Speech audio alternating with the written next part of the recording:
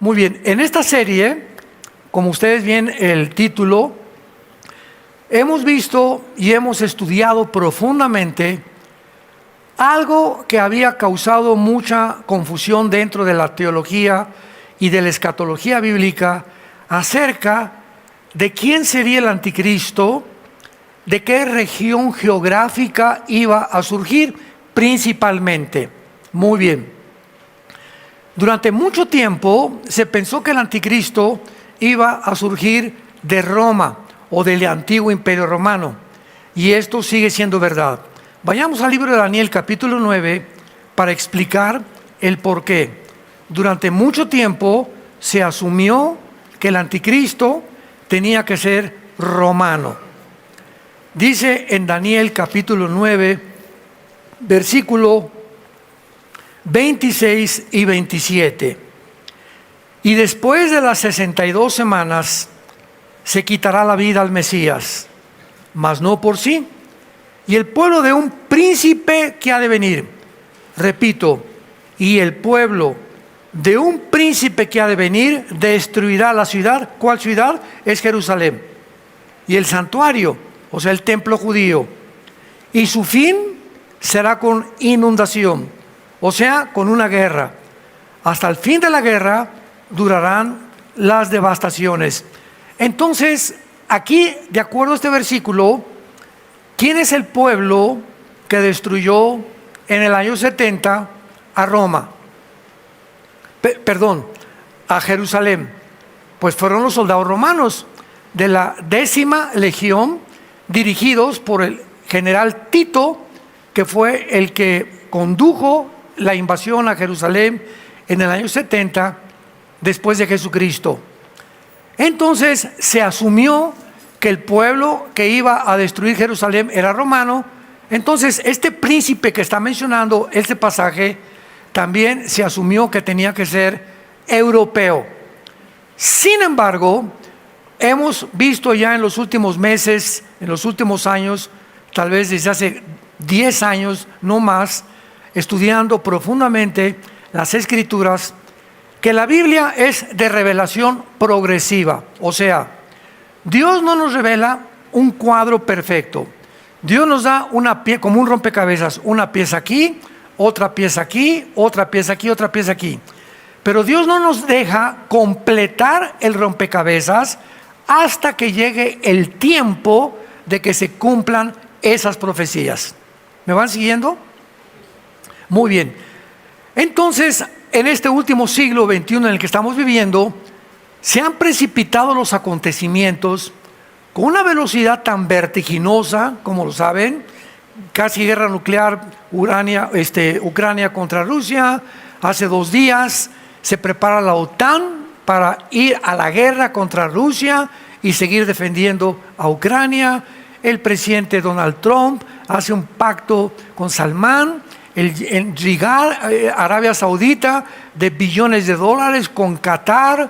Entra al pacto Al-Jolani, el líder exguerrillero y exterrorista de Siria, y toda la gente diciendo, ¿verdad? ¿Cómo es posible que el presidente haga estas cosas? ¿Cómo es posible en Europa? O sea, siempre tenemos la tendencia a juzgar antes de ver los resultados, porque es la tendencia humana. Entonces, hasta que no sepamos qué es lo que está de por medio precisamente, nos atrevemos a juzgar las cosas. Me han bombardeado a mí con muchas preguntas al respecto.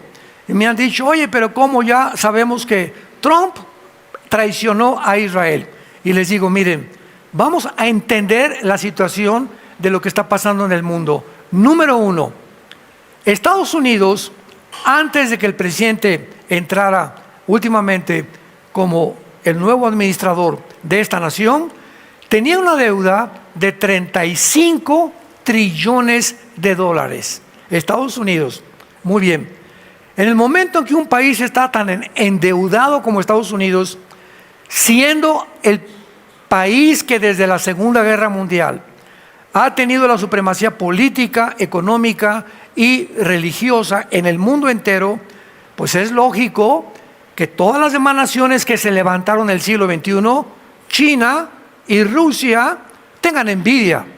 desde que Caín mató a Abel en el huerto del Edén, ¿verdad? Sabemos que ha habido siempre la envidia de los que prosperan y entre las naciones nunca ha habido paz.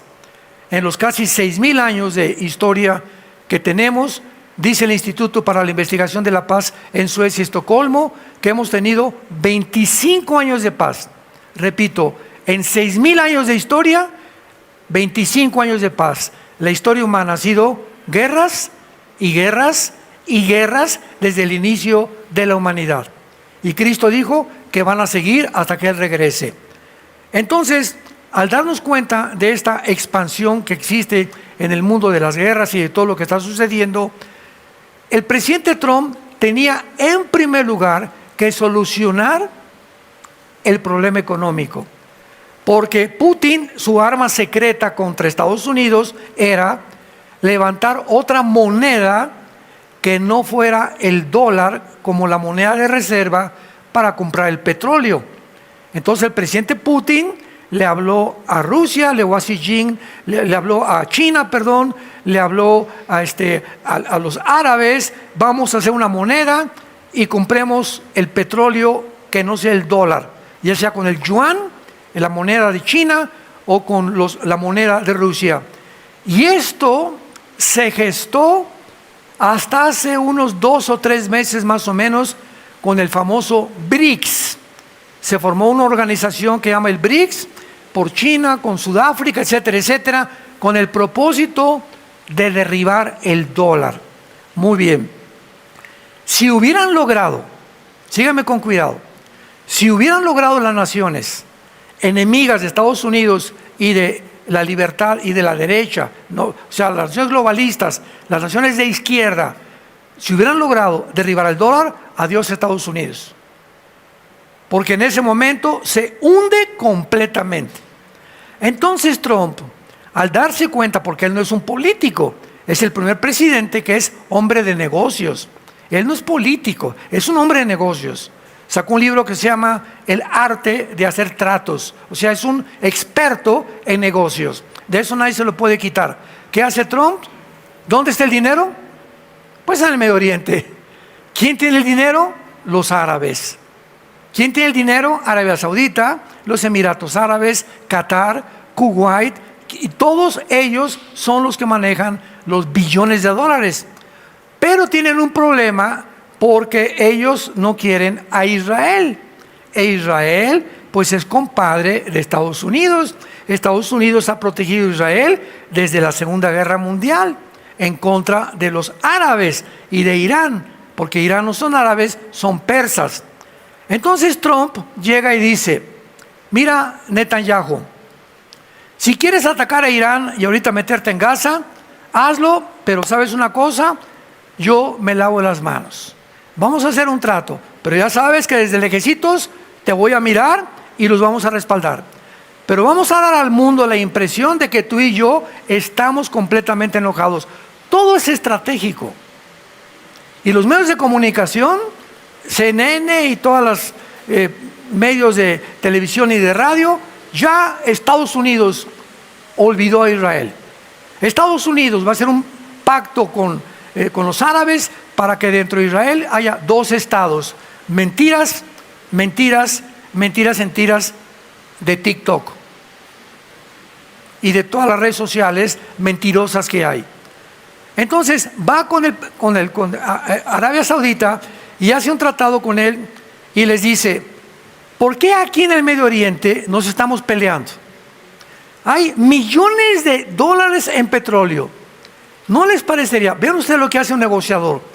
Les dice a los árabes, el presidente Trump: ¿no les parece que haríamos un paraíso, un centro turístico multimillonario en el Medio Oriente? Más que la Riviera Maya y que la costa francesa y que Acapulco y que Veracruz. Entonces, ¿para qué no estamos peleando? Inmediatamente se les hinchaban los ojos. Oye, tiene razón este gringo, ¿verdad? ¿Para qué vamos a invertir en Gaza, levantar una ciudad ahí en Gaza, etcétera, etcétera? ¿Para qué vamos a hacernos amigos? Vamos a firmar tratados.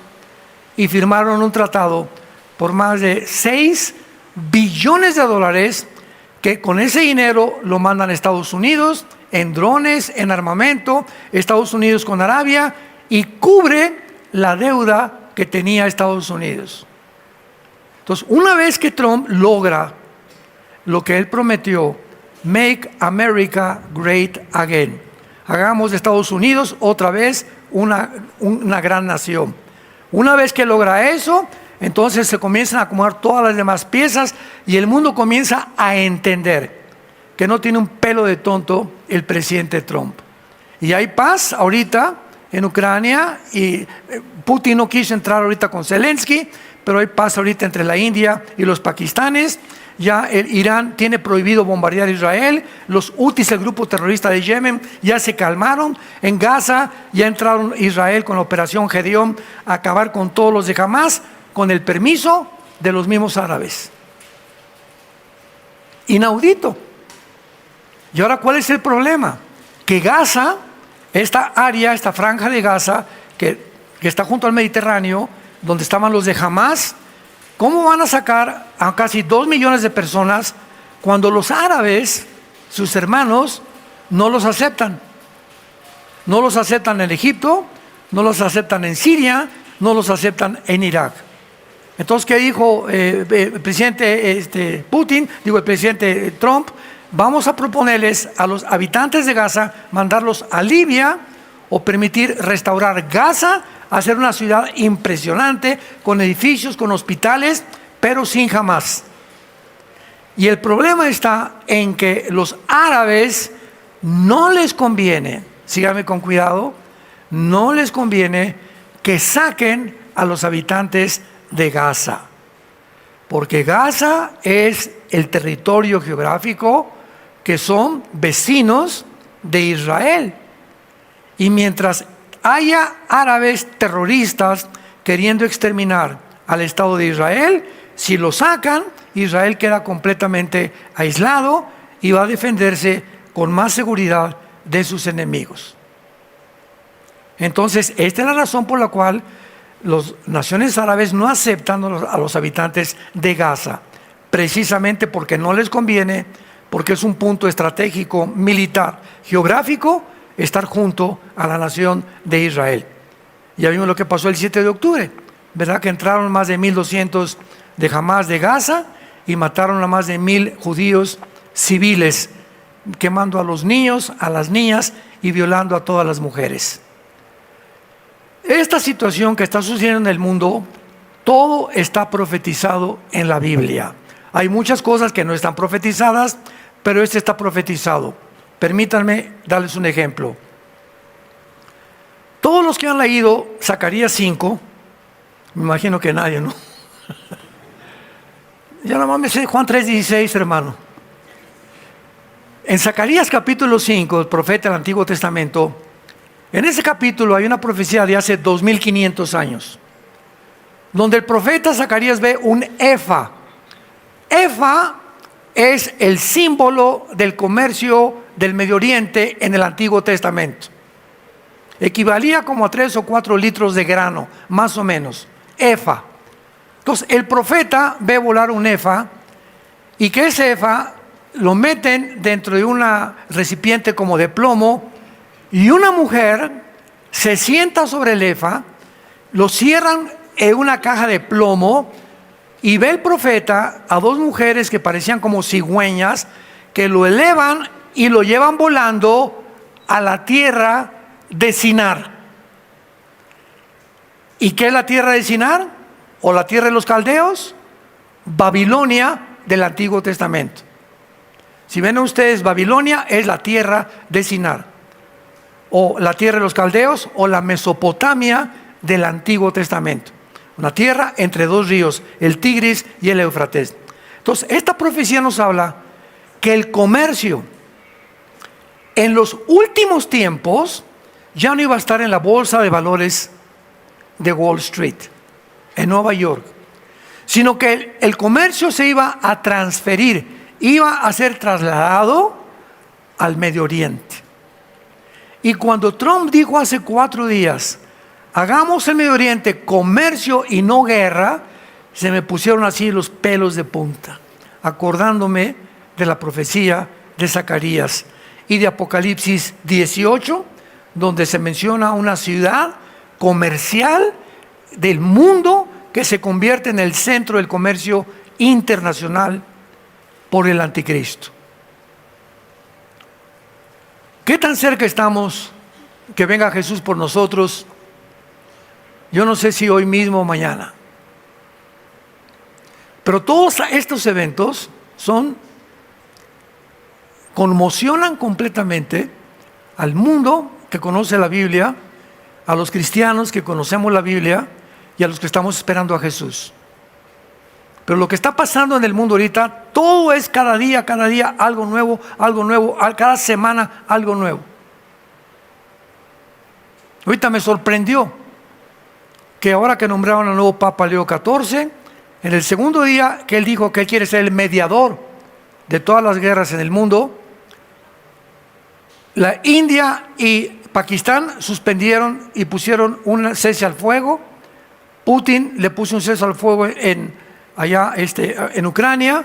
En el Medio Oriente, Irán dijo que no va a seguir bombardeando temporalmente a Israel. Los Houthis, el grupo terrorista de Yemen, la península arábica, cesaron de mandar cohetes. Cuando dijo el Papa, quiero ser el mediador, de repente hubo paz. ¿Tendrá poderes sobrenaturales este hombre? ¿Será coincidencia que al otro día que él haya dicho eso, ¡pum!, de repente, lo que hace meses no se puede haber, sucedió? ¿Qué se está moviendo en el aire espiritual para que de repente ahora toda la concentración sea en el Vaticano?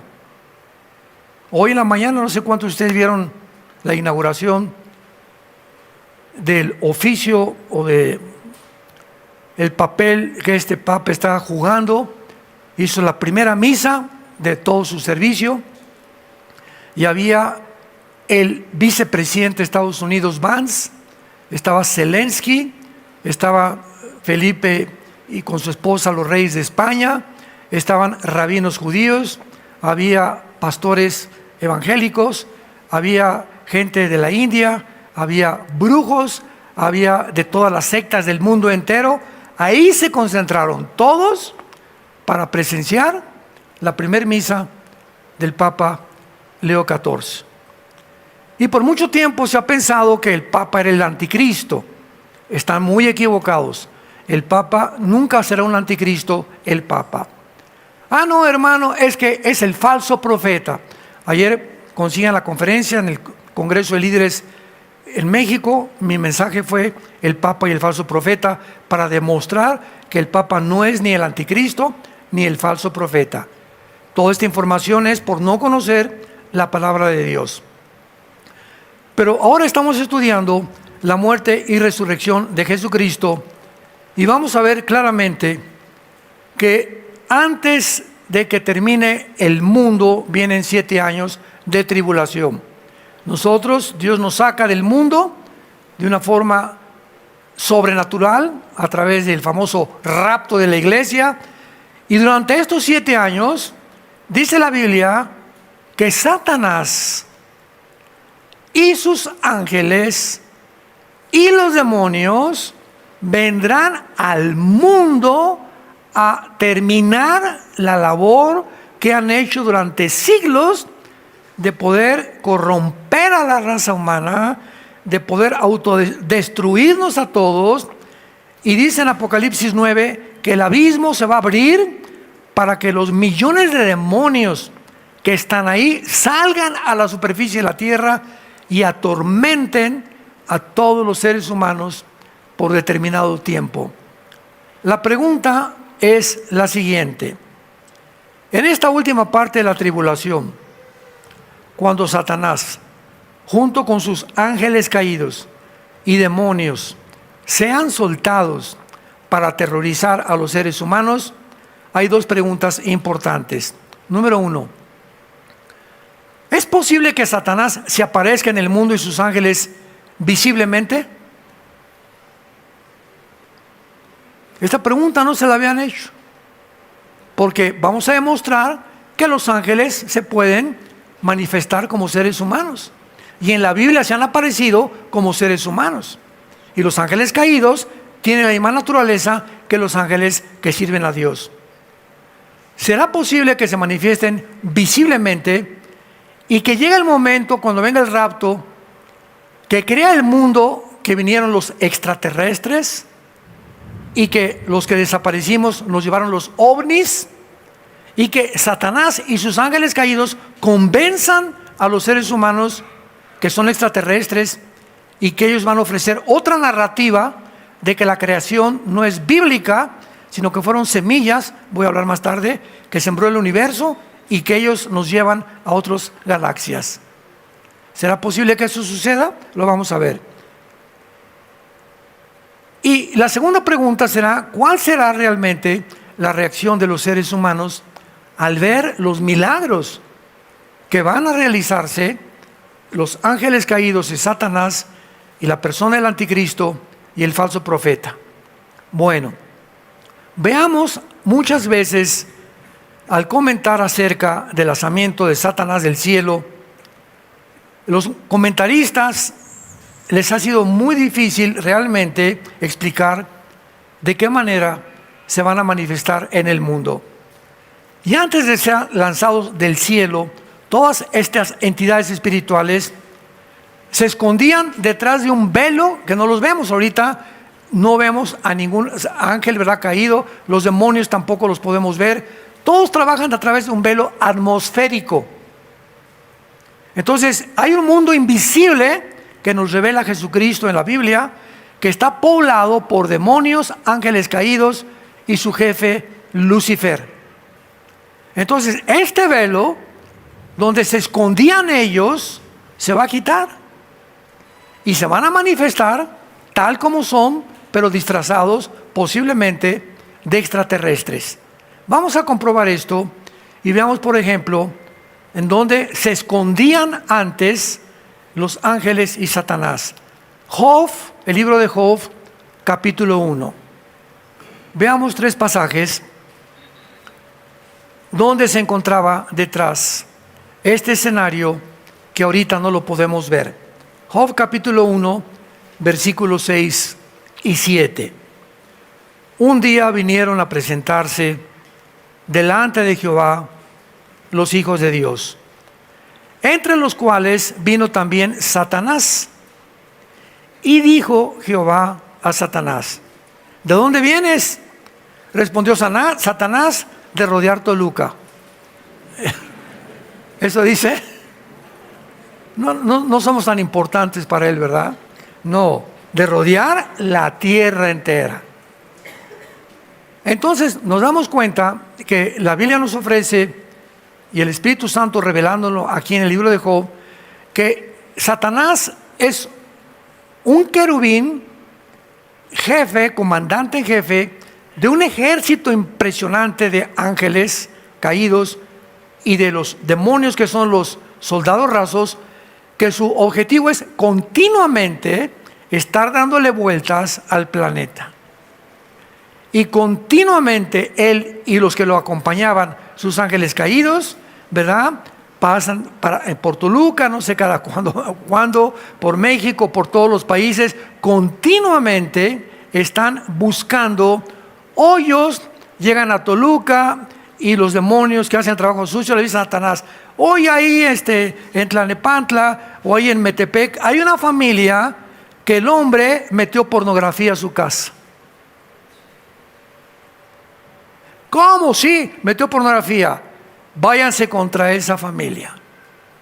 Cuando un hombre ve pornografía en su casa y se dice cristiano, le abre la puerta en el cielo atmosférico para que entren demonios a su casa y ataquen a sus hijos menores de edad, y ataquen a la esposa y te ataquen a ti, con el propósito de corromper tu alma. Dicen en Proverbios capítulo 6, el que cometa adulterio corrompe su alma, heridas y vergüenza hallará.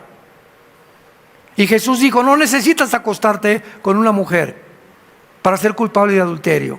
Basta con que la veas en la pornografía o te hagas imaginaciones. Ante mí, dice Dios, tú eres un adúltero, eres una adúltera, si ves hombres también desnudos. Entonces tenemos que entender que mientras estemos cubiertos nosotros bajo la santidad. Cuando tengamos una vida limpieza y de pureza sexual, estamos protegidos por Dios. Métete eso en tu cabecita, tú no te vas a burlar de Dios. Dios quiere protegernos, bendecir tu trabajo, bendecir a tus hijos, bendecir tu matrimonio, pero somos nosotros, no Dios. No le eche la culpa que ella te abandonó. Nosotros somos los que lo abandonamos cuando jugamos con el pecado, creyendo que vamos a obtener un beneficio o un placer, cuando es todo lo contrario. Veamos otro ejemplo en Efesios capítulo 2. Efesios en el Nuevo Testamento, capítulo 2. Versículos 1 y 2. Estos pasajes nos revelan cómo opera el diablo. Y él les dio vida a ustedes cuando estábamos muertos en vuestros pecados y delitos, en los cuales anduvimos en otro tiempo. Se supone que ya en este tiempo ya no andamos así. En otro tiempo viviendo. En otro tiempo seguíamos la corriente del mundo, conforme al príncipe de la potestad del aire, el espíritu que opera en los hijos de desobediencia. Aquí a Satanás se le llama el príncipe de la potestad del aire. En Job, ¿de dónde vienes? De rodear la tierra. El territorio de operaciones de los demonios y de los ángeles y de Satanás es de la atmósfera para abajo, porque la palabra aire, apúntalo, en el griego es A de Armando, E de Enrique, R de Raúl. Veo que casi nadie apunta. Qué tristeza. Ahí en tu vida, pues no trajiste la Biblia, pues ¿cómo vas a apuntar? Bueno, la palabra air significa atmósfera. Entonces, muy bien, él opera de la atmósfera hacia abajo. Antes, dice la Biblia, cuando no éramos cristianos, seguíamos la corriente de mi compadre. Oye, compadre, vamos a la hacienda emborracharnos. Voy contigo, compadre. Oye, que hay unas muchachonas por acá esperando. Me voy contigo también. Oye, que esto y que el otro, te propongo un negocio que vamos a transar, y el que no transa no avanza. Le entro yo también. Seguimos una corriente donde el mundo va de arriba hacia abajo. O sea, no saben que van y no se dan cuenta cuando se van a estrellar. Y si te mueres antes de que tú tengas a Cristo en tu vida, te condenas eternamente. Y era el camino que seguíamos. Y viene Cristo, que hace antes de que nos estrelláramos, viene y nos rescata, y ahora vamos en contra de la corriente del mundo. Ahora vamos hacia arriba y no hacia abajo. Tenemos la vida eterna y una promesa de una vida mejor, de bendiciones más grandes para mi matrimonio, para mi familia, para mi trabajo. Vamos para arriba. Pero hay cristianos que en lugar de ir arriba y habiendo sido sacados por Dios, se regresan otra vez a la corriente de donde Dios te sacó. ¡Qué locura! Creyendo que el mundo te da más que lo que te da Dios. ¡Qué locura! Ahora vean cómo trabaja Satanás. Los que no trajeron Biblia ya saben que no se van a ir en el rapto, ¿verdad? Este espíritu, la palabra opera, es la palabra griega energeo. Energeo. Ya viene la palabra energía. Muy bien. Satanás maneja y manipula la energía. Hay energía en las plantas, en todo el universo, todo es energía. Hay diferentes formas de energía por todos lados. Muy bien. Nosotros como seres humanos tenemos un cerebro, y en el griego es nous, o sea, la mente. Y la energía principal del ser humano se maneja aquí en mi cabeza. Lo que yo pienso es energía. Ahora, ¿esta energía es negativa o esta energía es positiva?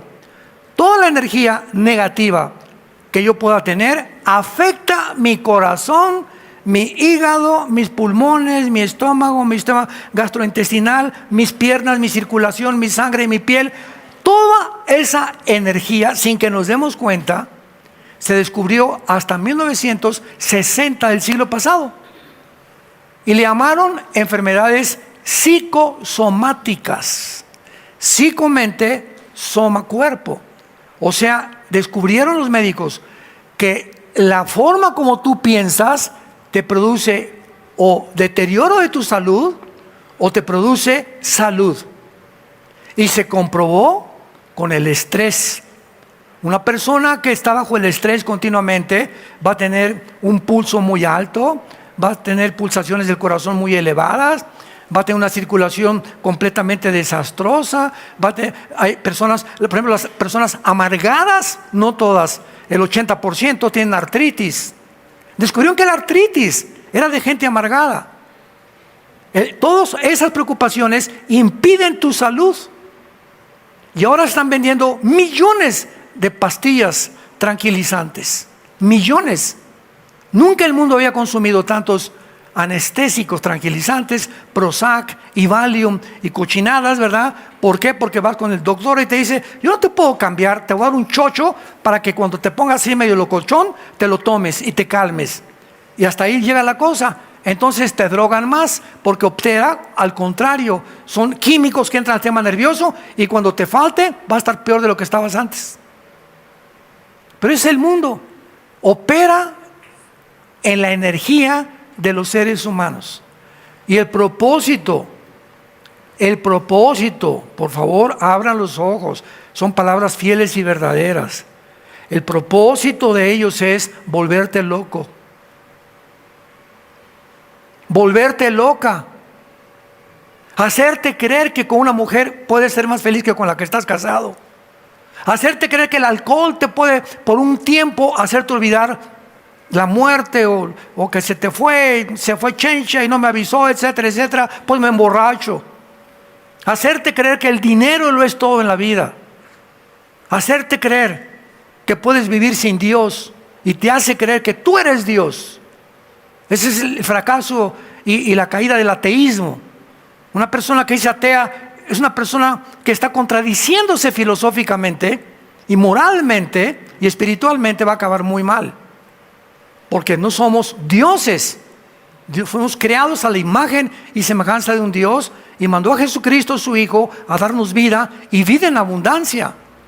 Entonces, ¿cómo es posible que tú, conociendo a Jesucristo, regreses a revolcarte otra vez en el lodo de donde Dios nos sacó? Así es como opera Satanás. Y cuando venga, imaginémonos en la tribulación lo que va a hacer. Veamos el último pasaje en Efesios capítulo 6, versículo 12. El mismo libro de Efesios, versículo 12. Porque no tenemos lucha entre nosotros, lo puedo traducir, contra sangre y carne. En ustedes nos revela el Espíritu Santo. No es la guerra entre tú y tu suegra. El problema no lo tienes con tu esposo ni con tu esposa. No es contra los comunistas, ni contra los nazis, ni contra el Islam. La guerra no es entre ustedes. Hay potestades, principados, gobernadores. Hay un ejército perfectamente bien organizado para que tú te pelees con tu esposa, para que odies a tus padres, para que le eches la culpa al gobierno, para que le eches la culpa a los nazis o a los fascistas, etcétera, etcétera. Abran los ojos. Tenemos que orar, porque a través de la oración es la única forma en la que cambiamos nuestra vida. ¿Tienes problemas en tu matrimonio? Pues, no te vayas a emborrachar, por el amor de Dios. Ni creas que otra te va a hacer más feliz. Se calcula estadísticamente que las personas que se casan por tercera vez tienen más probabilidades de casarse antes de los 5 años, volverse a divorciar. Si no pudiste con una, ¿cómo vas a poder con la otra?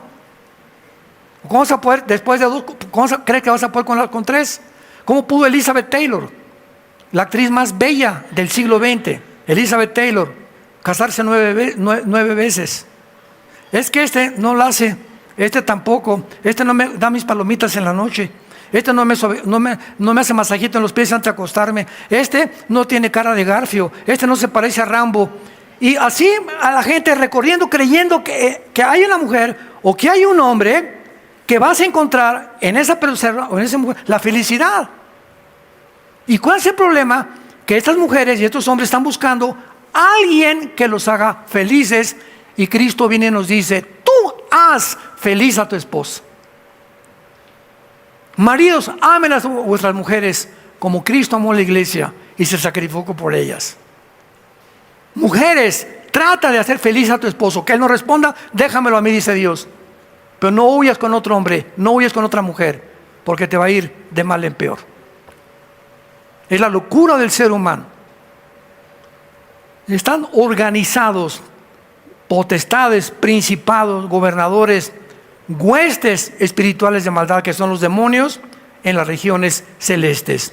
Ahora, muy bien, todas estas escrituras nos han revelado que Satanás recorre el mundo, como lo acabamos de comprobar, de manera invisible, ¿verdad? Príncipe de la potestad del aire, la atmósfera para acá. Y esto lo identifica operando en una dimensión espiritual, en el cielo atmosférico, en el aire. Ahora, ¿qué hay en el aire? Ahorita estoy hablando y aquí está pasando la charrita del cuadrante, FM, AM, está en ondas de Wi-Fi pasando, atraviesan las paredes. Estamos en un mundo que no vemos, de ondas de energía cruzando por todos lados. Por eso prendo el radio y una onda desde Rusia viaja por el espacio, llega a mi radio, fibra óptica, como le quieras llamar, y oigo la conversación que tiene ahorita o lo que está pasando en Roma. Es un mundo completamente que estamos unidos por un mundo invisible. ¿Quién creen ustedes que usa las ondas de radio y de la televisión? ¿Quién? ¿La Madre Teresa? Satanás. Entonces, yo me meto a la televisión y veo un programa. Cuídate de ver un programa de pornografía o películas que demasiada violencia, porque me va a afectar mi mente. Cuídate de estar checando y creyéndole a CNN todas las mentiras que dice, que de una 100 son mentiras. Cuídate de lo que lees en los periódicos, las revistas que compras. Estamos en un mundo inundado de mentiras. ¿Por qué? Porque en Juan 8:44 se le llama a Satanás el padre de las mentiras. Primera de Juan 5:19 se le llama a Satanás, que tiene el control del mundo entero, operando en las mentes de los seres humanos para producirles esquizofrenia, psicosis, paranoias, intentos de suicidio, que deja a tu esposa, mata a tus padres, véngate. Todas estas ideas, ¿dónde están? Aquí. ¿Quién me las puso? ¿Vinieron de la nada? No, no vinieron de la nada. Pero ahora que conocemos la Biblia, nos cuidamos de llenar la mente con la palabra de Dios. ¿Cuántos de ustedes se levantan en la mañana, abren la Biblia? Yo casi siempre lo hago en los Salmos. Es un ejemplo, lo puedes abrir en cualquier parte, que Dios te guíe. Me encantan los Salmos, me identifico: esperanza mía, castillo mío, mi Dios, encontraré el que habita al abrigo del Altísimo, morado bajo la sombra del Omnipotente. Comienzo a memorizar unos salmos y la vida de Cristo entra a mi vida, porque la palabra es Cristo, Él es el verbo hecho carne, y mis palabras, dijo Jesús, son espíritu y son vida. Entonces, cuando leo la Biblia, no estoy leyendo a Shakespeare, ni a Octavio Paz, ni a ningún otro escritor famoso. Eso me da conocimiento intelectual, pero al poner mi atención en la Biblia, sale, sin que nos demos cuenta, en el mundo invisible sale algo que entra a mi espíritu, que nadie me puede dar más que la Biblia. Y al entrar a mi espíritu, hay una semilla, cuando recibí a Cristo, que comienza a romperse mientras más Biblia leo y la memorizo, y comienza a romperse y a crecer como una plantita, y comienzo a dar fruto. Desde que tú te convertiste, ¿cuál es tu fruto? Pregúntate. Desde que tú te convertiste, ¿a cuántas personas les has hablado de Jesús? Hermano, tengo 5 años que soy cristiano y déjame ver. A nadie. Por eso eres una persona religiosa, no eres cristiano. No te engañes. Fuimos llamados para hablar de Jesús. Para decirle a la gente, oye, compadre, fíjate que alguien cambió mi vida, se llama Jesús. No te puedo decir más, pero descubrí que Él vive, que Él resucitó de los muertos. Y le pedí que entrara a mi vida y está en mi vida y voy a comenzar a seguirlo. Ese es suficiente testimonio para que le des a tu familia y a tus amistades. Esto lo identifica, vuelvo a repetir, operando en un cielo atmosférico. Además se nos revela que Él emplea un ejército de entidades espirituales de maldad para controlar e influir en el mundo entero. La gente cree muchas veces, choqué porque fueron circunstancias de la vida, me pasó esto por un accidente, y sin embargo no estamos luchando con accidentes de la vida o al azar. Todo, ¿verdad?, son enemigos invisibles cuya existencia es más real que la nuestra. ¿Por qué digo esto? Porque ellos existían antes que nosotros. El mundo espiritual fue creado por Dios antes que nosotros. Sin embargo, cuando Satanás entre a la dimensión física, ya no se va a ocultar detrás de una dimensión invisible, ni tampoco detrás de cortinas. Cuando esto ocurra, otro problema para Satanás y sus ángeles caídos será que saben que el tiempo es corto. Apocalipsis 12:12. Y sabiendo Satanás que el tiempo es corto, se lanzó contra el mundo para poder terminar su tarea sucia que ha iniciado en la guerra eterna, cósmica, desde hace más de 6,000 años. Veamos rápidamente, para demostrar que los ángeles, bueno, para no irme más tan profundamente, Génesis 18. Génesis 18. Para que ustedes vean lo que los ángeles son capaces de hacer, tanto los buenos como los malos. En Génesis 18 está Abraham, ahí en Metepec, debajo de un árbol, tranquilo, con su esposa, como tiendas de campaña que tenían antes, y de repente en Génesis 18 se aparece Dios. Se aparece el Padre, Dios, en forma humana, con 2 ángeles. Y cuando Abraham los ve, intuitivamente o espiritualmente se da cuenta que eran seres de otro mundo. Y les dice, por favor, pasen a mi casa. Sara, hace una birria. ¿Quién sabe qué pozole hicieron o qué hizo eso Sara? Pero Dios y sus 2 ángeles comieron comida humana. Bebieron todo menos Coca-Cola. Y vemos en el capítulo 19 del Génesis que cuando estos ángeles que visitaron el capítulo anterior a Abraham y a Sara, los manda Dios a Sodoma y a Gomorra para que entren a Sodoma y a Gomorra como seres humanos. Y entraron por la frontera de Sodoma y Gomorra, y Job era uno de los porteros que cuidaba la frontera, les dio la bienvenida y los llevó a su casa. Y los sodomitas, porque ahí desde los niños, jóvenes y adultos eran homosexuales. Cuando vieron, me imagino que han de haber sido muy bien parecidos, en forma humana los ángeles, los siguieron a casa de Job. Y le dijeron a Job, sácalos para que tengamos relaciones con ellos. Y Job dijo, no, de ninguna manera. Y Job Lot.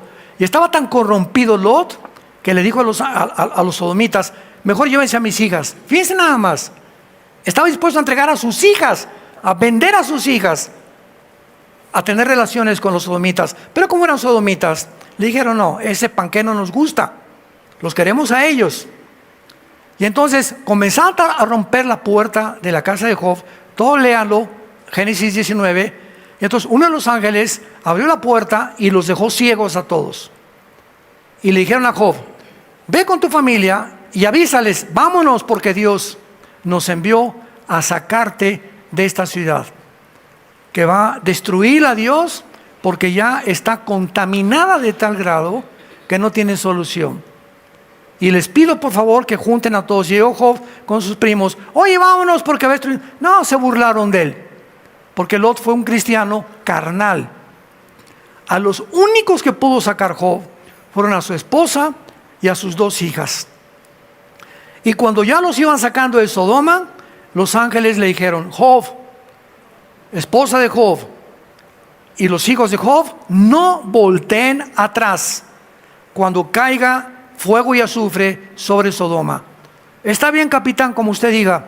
Y entonces, al ir saliendo de Sodoma, la esposa de Job voltea para atrás y se convierte en una estatua de sal.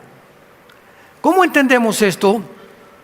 En el Evangelio de Mateo capítulo 6 dice: ustedes son la sal de la tierra. ¿Qué es la sal? La sal en la carne evita la corrupción, ¿verdad? Mientras sales de la carne te dura mucho más tiempo. Entonces, cuando Jesús dijo que somos la sal, nosotros, nuestra presencia en tu casa, en tu mundo, en tu escuela, en tu lugar de trabajo, estamos evitando que se propague más rápidamente tanta maldad. Cuando somos valientes y damos testimonio: oye, eso no debes hacer. Oye, primo, eso que estás haciendo no es posible. Oye, Panchita, no tengas relaciones sexuales con tu novio. Ustedes no están casados, eso no le agrada a Dios. Mientras estemos dando esta influencia en el mundo, estamos deteniendo la maldad. Ya si no nos hacen caso, es problema de ellos. Pero tenemos que ser valientes. Entonces, la esposa de Job, de Lot, se convierte en estatua de sal, porque dijo Jesús en el libro de Lucas, el Evangelio de Lucas: acuérdense cuando venga de la mujer de Lot. Acuérdense qué cosa está diciendo Jesucristo: que cuando yo venga va a haber muchos cristianos cuya sal perdieron su sabor. Ya no son ni salan a nadie en el mundo. Cuando te contaminas con el mundo y sigues la corriente del mundo, dejas de ser influencia y de darle sabor a la vida de tantas personas que están completamente congestionadas espiritualmente, en su estómago espiritual, de tanta maldad y de tanto pecado. Pero vemos que los ángeles pueden comer, pueden beber. Cuando Jesús resucitó, los ángeles quitaron la piedra. Cuando fueron las mujeres a la tumba de Jesús, se les apareció un ángel a las mujeres y le dijo: ¿a quién buscan? Los ángeles pueden tomar forma humana. Y tal vez se repita esto en el tiempo de la tribulación. Y la pregunta es, en esta mañana: ¿realmente estás tú seguro? ¿Estás segura? Que si tú te murieras hoy en la noche, no sé, una embolia, un ataque cardíaco, un accidente de tránsito, lo que sea, ¿estás tú seguro, segura, 100% seguro, que no importa la hora que te mueras, te vas a ir al cielo? No me digas ni conteste nadie. ¿Estás segura que te vas al cielo?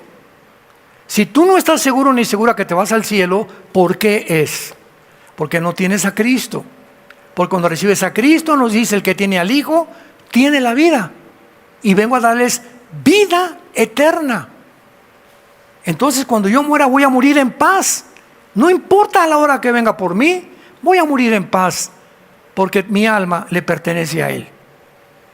Pero si tú no tienes esa seguridad, asegúrate en este mismo día de tener a Jesús en tu vida. Y si no estás seguro, si no estás segura, acompáñenme con esta oración.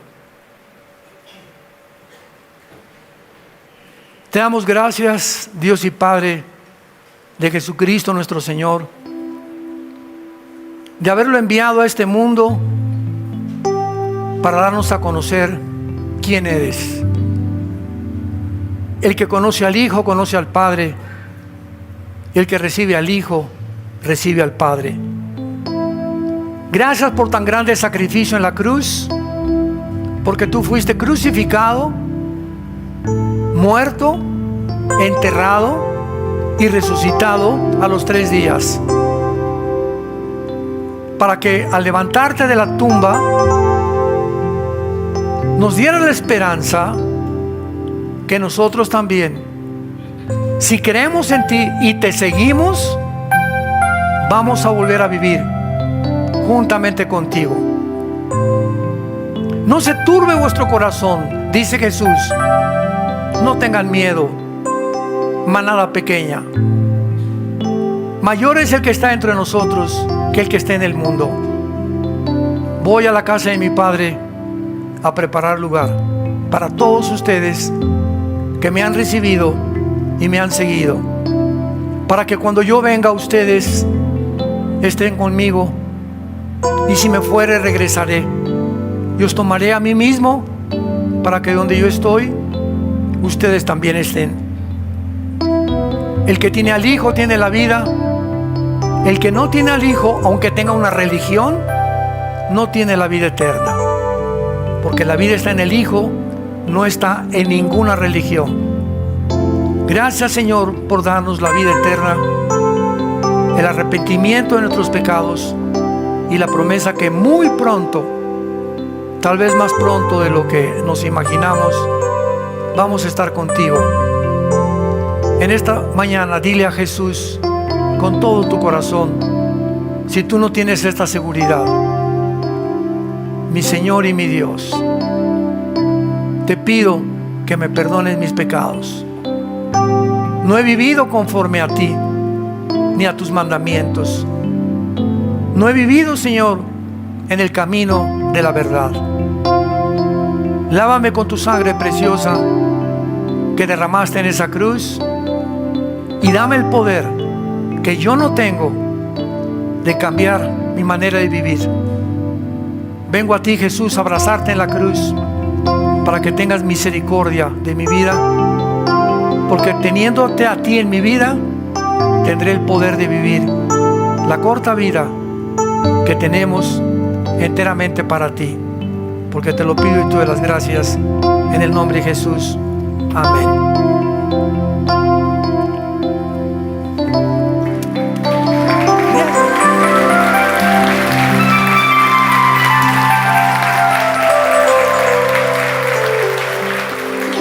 ¿Qué haríamos sin este mensaje? Por eso me reí. Al final dice ahí: gócense y alégrense los que tienen mi salvación. Gócense. No tengas cara de tortuga sin destino. Somos hijos e hijas de Dios. Tenemos un propósito para vivir. Qué locura creer que el mundo nos puede dar algo más que lo que Él vino a darnos. El que no escatimó a su Hijo, ¿cómo no nos dará? ¿Cómo no nos dará todas las cosas si se las pedimos? Es hora de despertar, es hora de despertar. El mundo está, pero así, ya, como un cohete, derechito, a descarrilarse y explotar. Y antes de que explote, sabemos que viene Jesús por nosotros y nos vamos con Él. Y esta esperanza es la que nos mantiene siendo santos en toda nuestra manera de vivir. Sean santos porque yo soy santo, dice el Señor. Que tengan mucha paz.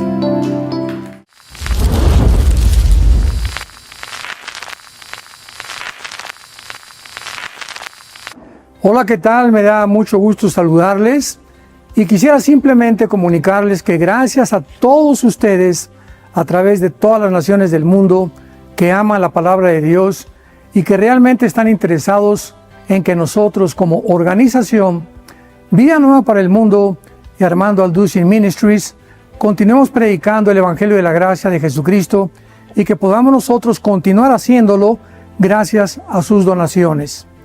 Este año cumplimos 46 años de ministerio, 46 años donde hemos predicado, hemos enseñado, hemos tenido seminarios y de diferentes formas de estudios bíblicos alrededor del mundo, y hemos pensado y considerado de una forma fiel el Evangelio de la sana doctrina de Jesucristo.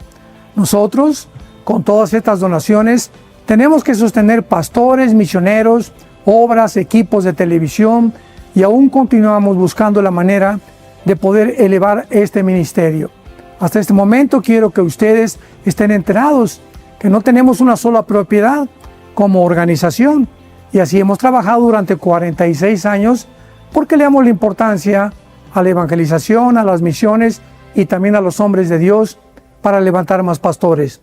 Le damos las gracias y que pueda Dios con su gracia tocar sus corazones y que puedan ustedes invertir en un terreno donde es fructífero, porque creemos que ha producido bastante buen fruto para la gloria de Dios. Gracias, muchas gracias por sus aportaciones y por las donaciones que sabemos ustedes continuarán haciendo para que podamos continuar siendo fieles en la predicación del Evangelio de la gracia de Dios. Que Dios les bendiga.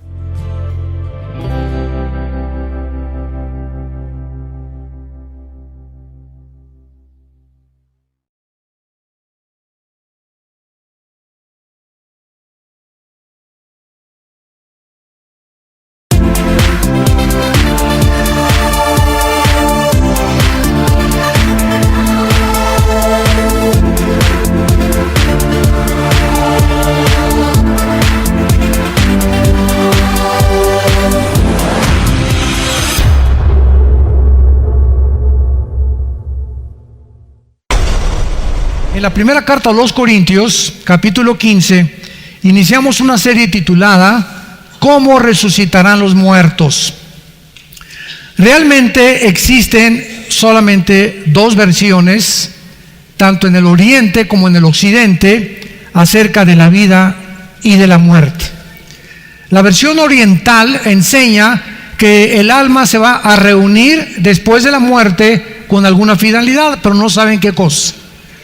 Hablan del karma, hablan otros de la reencarnación, lo cual la Biblia lo niega, porque en Hebreos 9:27 la Biblia enseña que está establecido que muramos todos una sola vez, y después no vas a regresar a una vaca, ni a una cucaracha, ni a un burro, ni a una iguana, sino que inmediatamente cuando tú mueras, si Dios te llama hoy, Dios no lo quiera, ¿verdad? Un ataque al corazón, un infarto, una embolia cerebral, un accidente en la carretera, una bala perdida. Ninguno de los que estamos escuchando esto tenemos garantizada la vida para mañana, ni siquiera para hoy en la noche. Entonces, el momento en que tú y yo abandonemos nuestro cuerpo, de acuerdo a Jesucristo, no hay más que dos lugares donde tu alma y nuestra alma va a reposar: el cielo o el infierno.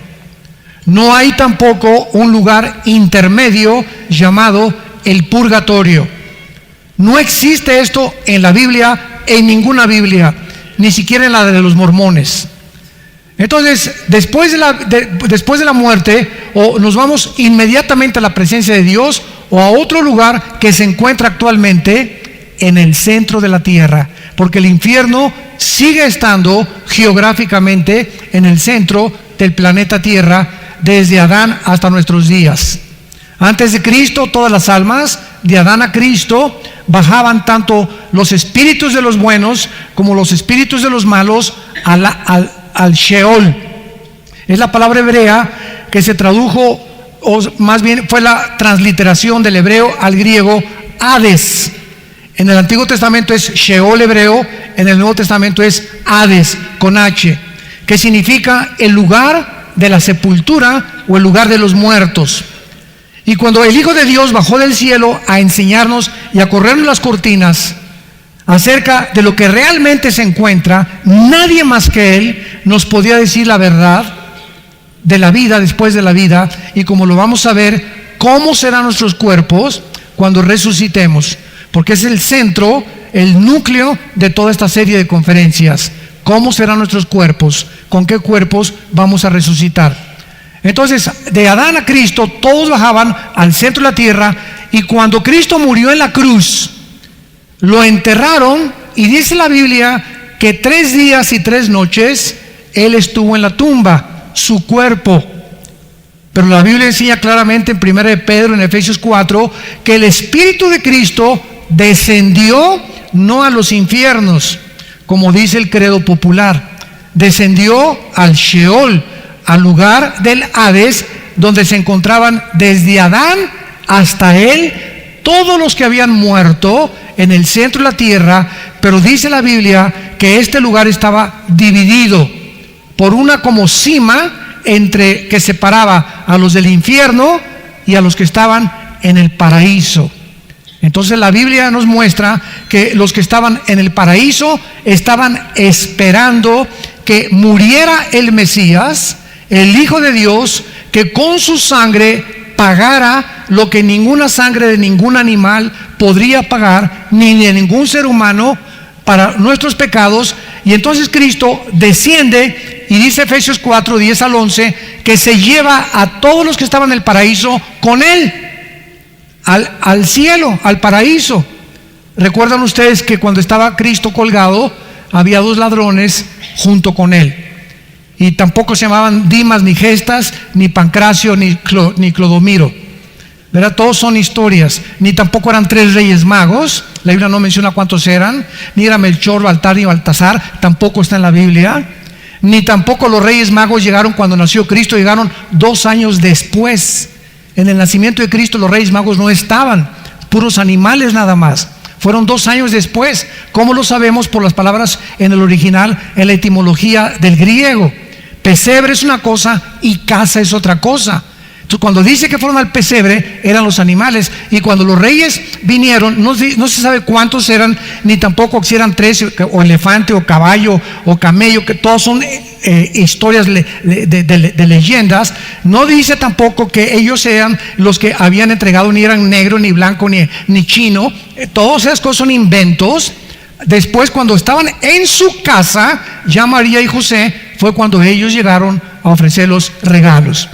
Entonces, cuando conocemos la verdad nos hace libres. Hay tantas leyendas y tantas historias que se tejen alrededor, porque la imaginación del ser humano, ¿verdad?, es imparable. Entonces nos imaginamos miles de cosas. Entonces la Biblia nos muestra claramente que ahora, de Cristo a nuestros días, si tú mueres hoy en la tarde, o yo muero hoy en la tarde, y tenemos a Jesucristo como nuestro Señor y Salvador, inmediatamente nuestro cuerpo lo entierran o lo creman, o acabas en la panza de un tiburón, o en un terremoto te cae encima 1 tonelada de piedras, o te queman vivo. No importa lo que al cuerpo le hagan, en el momento que ponen al difunto en la caja, ya no hay nadie en la caja. Ya no hay nadie, ya no está tu amigo, tu vecino, tu familiar, tu pariente, ya no están ahí. Entonces estamos siguiendo una caja vacía, ¿verdad? Porque pues, es la costumbre de todos los pueblos. Pero el momento que mueres, inmediatamente nos salimos del cuerpo, nuestra alma y nuestro espíritu. Génesis capítulo 35. El alma y el espíritu son dos cosas diferentes. Se salen de nuestro cuerpo y los ángeles nos están esperando. Si somos cristianos, ahí están esperándote, ahí en la cama, en el hospital, o en el momento que tú mueras, para poder escoltarnos. Ahora sí que como guarura les podríamos llamar. ¿Por qué? Porque el segundo cielo le pertenece y está cuidado por Satanás y sus ángeles caídos. A Satanás se le llama en Efesios 2, del 1 al 2, el príncipe de la potestad del aire. Y esa palabra aire, aer, en el griego significa de la atmósfera hacia abajo. Entonces es un territorio que él controla, y no podemos atravesar ese territorio sin que haya oposición. Lo vemos en Daniel capítulo 10, ahora hace una hora lo acabamos de estudiar. No se puede atravesar la atmósfera sin que los principados de Satanás lo impidan. Entonces vienen los ángeles de Dios y nos abren completamente la atmósfera para que nos lleven hasta la presencia de Dios. Inmediatamente, 10 segundos después de que tú te mueras, tienes a Jesús enfrente de ti. Inmediatamente.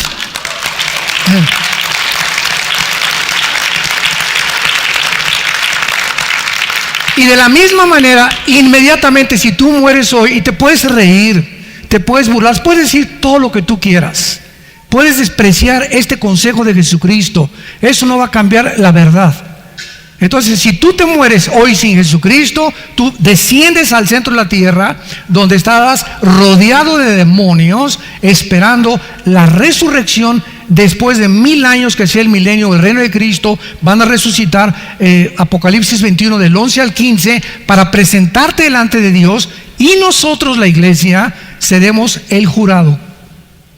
Y ahí Dios demostrará que no hay ninguna alma que vaya a ser condenada, que Él la haya mandado al infierno. Se fueron solitos. Nadie va a decir: ¿por qué me mandaste al infierno? No, yo no te mandé. Mientras estabas vivo, tú me dijiste: se ha hecho a mi voluntad. Entonces yo te he creado como una criatura libre, como un agente moral libre. Ahora te digo: pues se ha hecho a tu voluntad. Fue tu voluntad, no quisiste en la vida la santidad, tampoco la puedes amar en el cielo. Y es por tu voluntad que tú desciendes al centro de la tierra. Dios respeta lo que tengamos en esta vida para poder decidir entre el cielo y el infierno. Esta es la solemnidad del mensaje de la gracia de Dios. Ahora, todas las civilizaciones y tribus, ¿verdad?, han creído en la vida después de la vida. Los musulmanes del desierto arábico creían en el cielo, pero lo describían como un oasis con palmeras. Otros musulmanes dicen que si tú te mueres y entregas tu vida como mártir, y a los niños en Gaza, por ejemplo, a los palestinos, hemos visto videos que es real, que los enseñan desde chiquitos, desde la escuela odian a los judíos, muerte a Israel, y pobres criaturas crecen con el odio hacia los judíos, y a los 12, 13 años de edad los convencen que si se amarran bombas y se avientan a un mercado, a un estadio llenos de bombas, y mueren como mártires, como los que destruyeron las Torres Gemelas. 19 musulmanes radicales árabes nacidos en Arabia Saudita fueron los que destruyeron las 2 Torres Gemelas. Les prometen que al pasar a la otra vida los están esperando 72 vírgenes, pero van a ser vírgenes vestidas de chamucos, ¿verdad?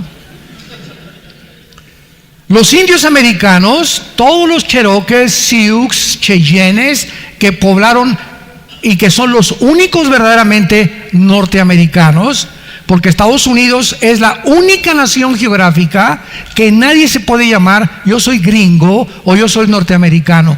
Todos son absolutamente, no algunos refugiados, pero todos son personas que han llegado de otros países. Estados Unidos fue colonizado en 1625-35, cuando llegaron los peregrinos de Inglaterra, los Pilgrims, a colonizar el estado de Virginia, y llegaron ahí y con la Biblia en la mano, y entonces colonizaron. Los indios se les opusieron, una guerra tremenda entre las tribus salvajes contra los nuevos colonizadores, pero los verdaderos norteamericanos son los indios, porque son los que estaban ahí ya, y todos los demás han sido, ¿verdad?, completamente provenientes de otras naciones. Los indios creían en los espíritus. Todas las tribus de los indios creían que en el árbol estaban los espíritus, que los espíritus se metían en las hojas de los árboles, se metían en las frutas, invocaban. Todas las tribus tenían brujos en las aldeas de los indios para invocar a los espíritus. Creían en algo que trascendía la vida. Los vikingos esperaban ganarse el Valhalla, el cielo, después de la muerte, donde ellos creían, los vikingos, que continuarían, si peleaban hasta la muerte, pelearían en la vida eterna, batallas eternas. Los egipcios enterraban a sus muertos con comida y les ponían la espada, porque creían que después de la vida lo iban a necesitar. Los griegos y los romanos obtuvieron las primeras ideas realmente filosóficamente de la vida después de la vida, pero no de los templos ni de las religiones, sino de los filósofos, porque fueron Sócrates y Platón los 2 primeros filósofos en postular filosóficamente la idea o la posibilidad de la existencia del alma después de la muerte. Cuando vemos toda esta información, toda esta data que proviene de toda la historia de hombres inteligentes como Blaise Pascal, como Isaac Newton, que eran cristianos, Alberto Einstein, Luis Pasteur, Abraham Lincoln, personas con conocimientos profundos y científicos, etcétera, etcétera, que eran cristianos, ¿cómo es posible que hayamos llegado al siglo XX, donde surge Carlos Darwin, Sigmund Freud, Carlos Marx, Nikolai Lenin, Friedrich Nietzsche, Jean-Paul Sartre, Ingersoll, Bertrand Russell, Hermann Scherrer, Richard Dawkins. Nunca en la historia han surgido tantos ateos como en el siglo XX. Y es interesante que al mismo tiempo que el ateísmo se levantó como nunca en la historia se había levantado, repito, tú ves la historia y ¿quién puede compararse? Una vez que estuve yo en la Facultad de Filosofía y Letras, reté a los estudiantes de filosofía y les dije: ¿ustedes creen que estudian filosofía y letras? ¿Ustedes creen que los filósofos del siglo XX eran más inteligentes que Sócrates, Platón y todos los filósofos de la época ahora de oro de la filosofía griega 150 años antes de Cristo? ¿Hay alguien que se pueda comparar de los filósofos normales con un Sócrates o con un Platón? Todos se quedaron callados. Entonces lo único que concluimos fue que la filosofía no ha evolucionado. Se sigue especulando, hipotetizando acerca, ¿será? ¿No será? ¿Será melón? ¿Será sandía? ¿Será esto? ¿Será el otro? Y seguimos de un movimiento al otro: comunismo, socialismo, democracia, etcétera, etcétera, religiones, y es un mundo de ideas imparables que, como el famoso autor del Caballo de Troya, el español José Benítez, no, que Cristo es esto, otro sale que el Evangelio de Juan Diego, otro que el Evangelio, pues tantas cosas que hay en el mundo. Y ante todo esto podemos decir: ¿quién tiene la verdad? ¿Quién tiene la verdad? ¿O existe una verdad absoluta? ¿O será relativo todo? Los hindúes tienen su verdad, los musulmanes tienen su verdad, los indios tenían su verdad, cada quien tiene su verdad, yo tengo mi verdad. Podremos llegar a concluir filosóficamente esto nos lo impide la misma filosofía. Porque Platón llegó a decir: pienso, luego existo, existo, luego vivo, vivo, tiene que haber una causa. Esta causa de mi existencia, dijeron los filósofos griegos, no está dentro de mí. Esta causa tiene que trascender mi propia existencia y personalidad. Esta causa, dijo Sócrates, es Dios. Pero no sabían que Dios nada más es una fuerza, algo, un poder, algo que no conocemos, pero tiene que haber algo que pudo traer a la creación inteligente, porque el pensamiento no puede ser producido por la materia, señores ateos que nos escuchan. Pues venimos de una explosión del Big Bang, y dijo Carlos Darwin que veníamos de chita y de las iguanas y de los dinosaurios, y el león se convirtió en oso, y el oso se convirtió en perico, y el perico se convirtió en peso, el peso al revés, etcétera, etcétera. Que biológica, genética y filosóficamente es una aberración. Es una aberración la famosa teoría de la evolución, de la selección natural de la que venimos todos, y es lo que le enseñan a nuestros hijos. En la secundaria, en tu prepa, cuando tú vayas en tu universidad, te van a estar esperando maestros ateos que te van a querer atacar. Y si tú no tienes los fundamentos para defender la palabra de Dios y defender la verdad, no podrás hacer nada más que convertirte en un hazmerreír y una burla de tus compañeros de clases. Porque es lo que ha permeado completamente las universidades del mundo. Darwin. Y tú lees Darwin, dile a tu maestro, si llegas ahí está en la librería mi libro que acabo de escribir, Creación y Evolución. Regálaselo del Día de la Amistad el lunes a tu maestro. Así pónselo aquí enfrente, dile: por favor, quiero que considere, con todo el respeto que se merece, pruebas científicas de que es imposible que vengamos de una evolución, y pruebas científicas de que venimos de una creación natural. Es increíble porque es ignorante la gente. Los maestros, los estudiantes son ignorantes, no han conocido el otro lado de la verdad científica de la Biblia. Y la siguen clasificando. Es un libro religioso, está lleno de errores. ¿De qué estás hablando, cabeza de guacamaya de Brasil? ¿De qué estás hablando? ¿Ya la leíste? ¿Ya consideraste sus evidencias? ¿Ya te diste cuenta que es el libro que tiene los registros más antiguos de genética, de historia, de química, de astronomía, de literatura, de poesía, de arqueología, de cualquier disciplina académica que tú quieras? La Biblia hace pedazos cualquier sistema de pensamiento que provenga de los seres humanos. Porque todas las ideas marxistas, leninistas, agnósticas, ateas, vienen de hombres como tú y como yo. Esto viene de Dios. Jesús era Dios hecho carne que nos vino a decir: yo soy el camino, la verdad y la vida. Y cuando alguien dice todas las religiones, como oí hace poco, un líder religioso acaba de decir, todas las religiones llevan a Dios, dije, esta persona está diciéndolo a Jesús mentiroso. Porque Jesús dijo que Él era el único camino, que Él era la única verdad y que Él era la vida eterna. Y si alguien llega y dice todos son iguales o todos llevan al mismo Dios, han hecho a Jesucristo un mentiroso. Porque entonces fue un psicópata, fue un loco paranoico, fue un completamente esquizofrénico que no sabía lo que estaba diciendo para adjudicarse y atribuirse a algo tan solemne y tan profundo como decir eso. Pero no solamente eso, porque el Dalai Lama en 1991-92 le dijo a Juan Pablo II, al Papa, que ya está muerto, el Dalai Lama le dijo: yo soy Dios. Y yo me acuerdo que mandé inmediatamente un correo a la embajada china dirigida al Dalai Lama para decirle: si usted dice que es Dios, díganos cuándo va a resucitar. Porque el único que se atrevió a decir yo y el Padre somos uno fue Jesucristo. Y a los 3 días el Hijo del Hombre será muerto y entregado por pecadores, y a los 3 días se levantará. Y cuando Cristo se levanta de los muertos, es el sello de la divinidad, del Dios Todopoderoso, el único y verdadero, de que su Hijo era el bien amado, en quien tenía toda su complacencia, y que lo que Él dijo era la verdad. La resurrección de Cristo fue su resurrección.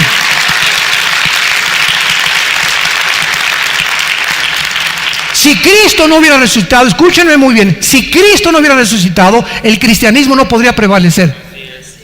Sería simplemente una historia de dogmas, de cuentos, de hadas, de religiones, de especulaciones, de leyendas, de mitos, como existen en todas las religiones. Pero el cristianismo se sostiene, y el fundamento del cristianismo no son dogmas ni son doctrinas, aunque forman parte del cristianismo. La base del cristianismo es la resurrección del Hijo de Dios. Si Él no hubiera resucitado, no habría nadie en la historia que nos pudiera garantizar que hay vida después de la vida. Dice en 1 Corintios 15, versículo 35, que le preguntaron al apóstol Pablo: no ha cambiado la curiosidad humana, pero dirá alguno: ¿cómo resucitarán los muertos? ¿Con qué cuerpo vendrán?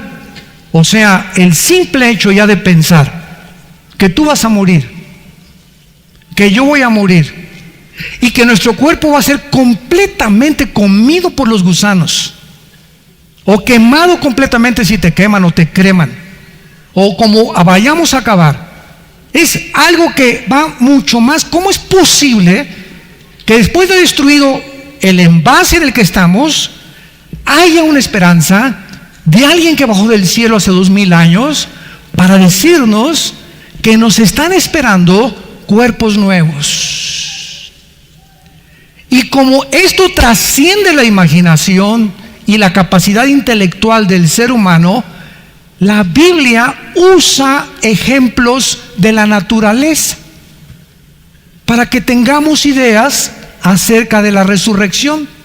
Y entonces Pablo, en el versículo 36, le contesta y le dice: necio. Esta palabra aprón, con P de papá, aprón en el griego, significa tonto, ignorante, falto de observación. Entonces, cuando hablamos de tonto, para que podamos entender el lenguaje bíblico, no estamos degradando a una persona. Los griegos usaban a una persona calificada como tonto cuando alguien estaba en el pizarrón y el maestro decía: 2 más 2 son 4, 3 más 2 son 5, y entonces después de 10 minutos se parara un estudiante y le dijera: ¿cuánto es 2 más 2, maestro? Entonces el maestro le dice: eres un tonto, no porque seas carente de inteligencia, sino porque no pones atención en lo que estoy enseñando. Entonces, un tonto es una persona que no es observadora o no le interesa observar para aprender de lo que nos rodea. Ese es un tonto de acuerdo a la Biblia, para que podamos entender la etimología de las palabras, que es muy importante. Pablo le está diciendo a esta persona: ¿qué no observas? Versículo 37, ¿no has visto a los campesinos, a los granjeros, y usa un ejemplo en el cual hasta la persona más ignorante, que no haya ido ni siquiera a la primaria, un campesino, un granjero, puede ver un fenómeno impresionante de la naturaleza. Dice así: lo que tú siembras no es el cuerpo que ha de salir, sino el grano desnudo, ya sea de trigo o de otro grano. En otras palabras, cuando tú siembras sandías, semillas de sandías, semillas de papaya, semillas de calabaza o de melón, cuando nace la planta de las sandías o de la papaya, ¿es igual a la semilla que sembraste? No, ¿verdad? Es completamente diferente.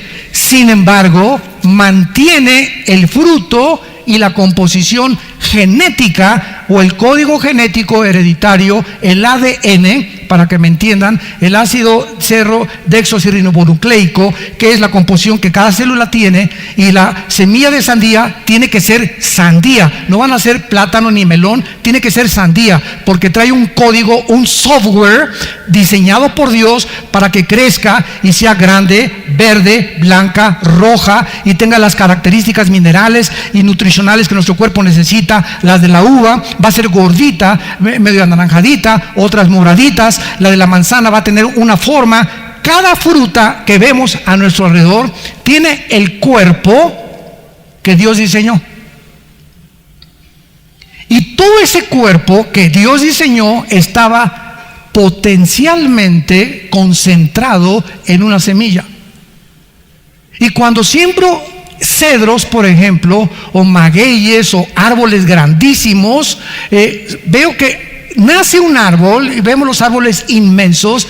Yo cada vez que voy en las mañanas a correr en un bosque, ¿verdad?, y veo tantos árboles a mi alrededor, siempre me impresiona y digo, ese árbol, ¿de dónde salió? Salió de una semilla. ¿Alguien puede imaginarse que una semilla contenga esa cantidad de volumen? Por más que inflaras a la semilla, ¿verdad? Imposible que pudiera alcanzar esa majestuosidad. Y eso ya simplemente es un milagro. ¿Cómo pudo alcanzar ese volumen de materia un árbol tan grande que se concentró en una sola semilla? Ahora bien, aun cuando vemos la resurrección no será una reconstrucción de nuestros cuerpos, esto es muy importante, sino una completa transformación de un cuerpo completamente diferente, síganme con cuidado, al que tú tienes ahorita y al que yo tengo ahorita, pero perfecto y manteniendo la misma conciencia y la misma personalidad. Tú serás Pancho, yo seguiré siendo Armando, tú serás Carmelita descalza o no descalza, tú serás esto, pero seré yo y seré tú, seremos tú y yo, pero con un cuerpo diferente y claro que perfectos. ¿Cómo lo podemos saber? Veamos algunos ejemplos. Estamos profundizando precioso en la palabra de Dios. Nuestro cuerpo será diferente, pero seguiremos manteniendo la misma conciencia de quiénes somos. La transfiguración. Pedro, Juan, Jacobo, come here. Síganme, les dice Jesús. Y se los lleva a un monte. Nada más a 3 de sus discípulos. Jesucristo se sube al monte, en el Evangelio de Mateo, y enfrente de Pedro, Jacobo y Juan, Jesucristo se transforma. Se llama la transfiguración. Y entonces el cuerpo de Cristo comienza a emanar una luz y un brillo impresionante, porque les permite ver a Pedro, Juan y a Jacobo el cuerpo que él tenía antes de nacer. Porque Jesús ya existía y tenía un cuerpo antes de nacer en el vientre de María, su madre terrenal. Pero lo interesante de esto es que Él les permite ver su transformación, y Cristo aparece con Elías y con Moisés, los 2 más grandes profetas del Antiguo Testamento, el de los 10 mandamientos y el de la ley, Moisés y Elías. Y está Juan y Jacobo así, imagínense nada más. Ahora, en aquel tiempo no había cámaras Polaroid, Nadie tenía la foto de Moisés ni de Elías, ni de Abraham, porque nadie sabía cómo eran absolutamente. Y los 3 discípulos, al ver la transfiguración, saben, y esto se llama conocimiento intuitivo espiritual. En su espíritu, tú eres Moisés, tú eres Elías. Imagínense Elías, ¿y tú cómo sabes?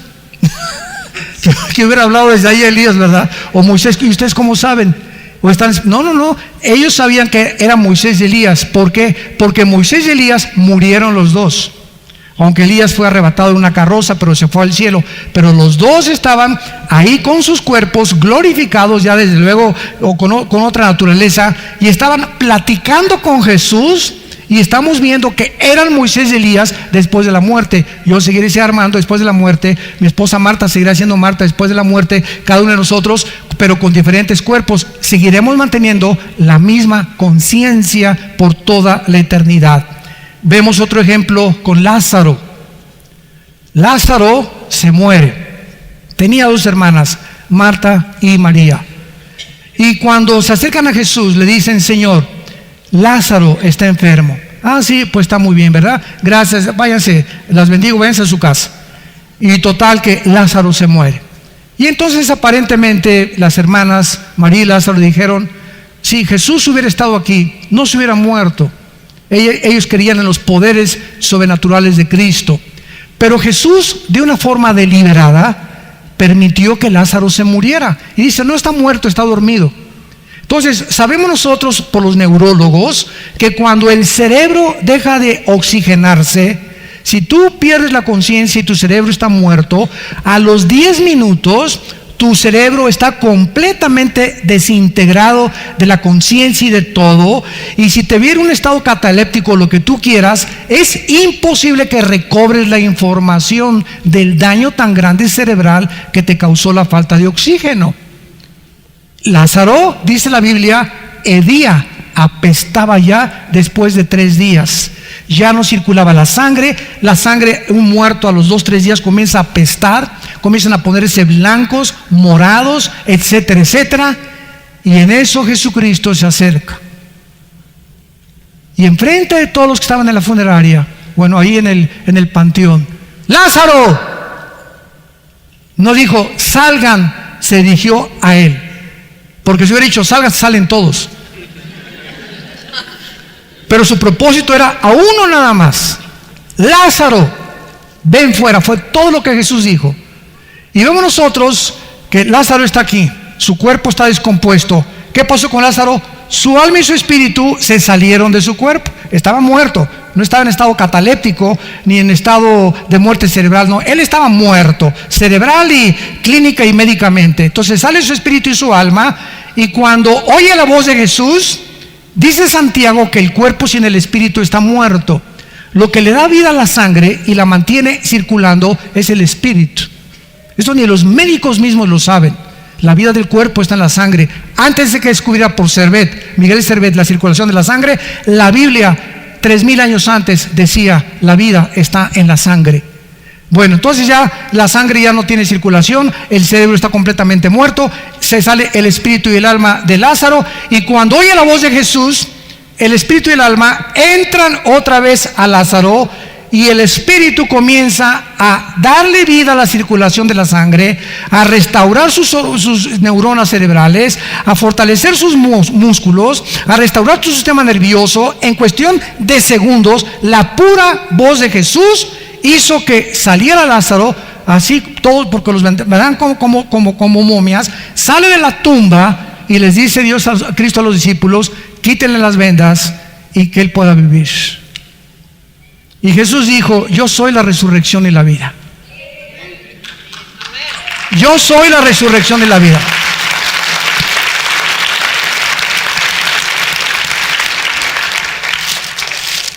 En Juan capítulo 5, el Señor Jesucristo: porque viene la hora y ahora es, y de cierto les digo, que viene la hora cuando todos los que están en sus tumbas oirán la voz del Hijo del Hombre. Juan 5, 25 en adelante. Porque como el Padre tiene vida en sí mismo, así ha dado al Hijo el tener vida también Y los que hicieron lo bueno saldrán a resurrección de vida, mas los que hicieron lo malo a resurrección de condenación. Lo creas o no le creas, son las palabras no de un filósofo, no de un maestro de moral, no de uno de los grandes iluminados, son las palabras del Hijo de Dios, de Jesucristo, el que murió en una cruz y te dice en esta mañana: te amo, y di mi vida por ti, para que conozcas la verdad, y cuando la conozcas serás libre. Muy bien, entonces regresamos a Corintios y Pablo está dando el ejemplo de una semilla, versículo 38. Pero Dios le da el cuerpo como Él quiso, y a cada semilla su propio cuerpo, la forma de la manzana, de la uva, de la papaya, del plátano, del chabacano, de la almendra. Todos, increíble que todo este cúmulo de conocimiento y de tantos detalles Dios se encuentre detrás, en su infinita sabiduría, el cuerpo de las hormiguitas.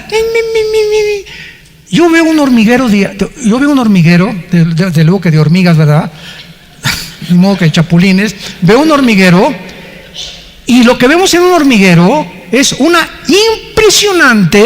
impresionante liderazgo, unidad y continuidad y conocimiento de construcción. ¿Quién le dice a cada hormiguita, de las miles de hormiguitas de un hormiguero, tú agarra esa piedrita y corres por tus lados y la pones exactamente en el lugar donde debe de estar? A ti, tú también, y cada una de ellas sabe perfectamente bien cómo es el hormiguero, qué forma darle, cómo penetran la hormiga madre o la reina, como las abejas también. Y lo vemos en toda la creación, que hay una inteligencia o hay algo que tienen chips. Las hormiguitas tienen un chip, los chapulines tienen otro chip, los pajaritos tienen otro chip, los cuervos otro, y así pasa con toda la creación. Y cuando llegamos a la genética, encontramos algo que contradice la teoría de la evolución, y recuérdaselo tu maestro: la biología impide e impedirá la mutación de una especie a otra especie. Ya han pasado más de casi un siglo de la famosa teoría de Carlos Darwin, el origen de las especies, y hasta estos momentos, después de casi 6,000 años de historia, santos de Dios, damas y caballeros que nos acompañan, hasta este momento nunca se ha podido demostrar el cambio mutante de una especie a otra especie. Nunca, jamás.